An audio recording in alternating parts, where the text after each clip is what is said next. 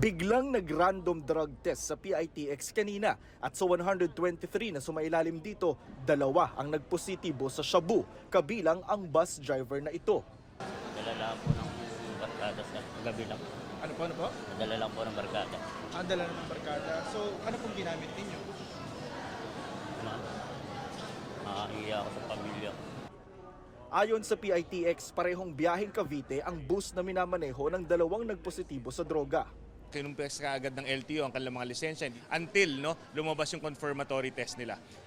If nag-test sila talaga positively sa confirmatory test with DOH, masususpend yung license nila for 1 year and then mag-undergo sila ng rehabilitation.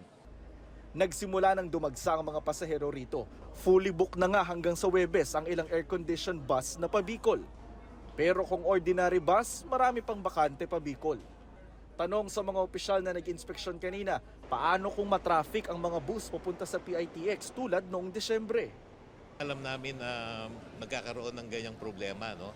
Kaya ang ginawa ng LTFRB ay nagbigay kami ng additional na special permit.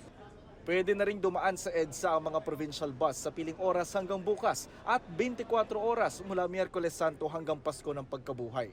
Wala ring coding sa Huwebes at Biyernes Santo. May inilunsad namang online bantay lakbay na may hotline 1326 kung saan pwede tumawag ang mga mabibiktima ng travel scam.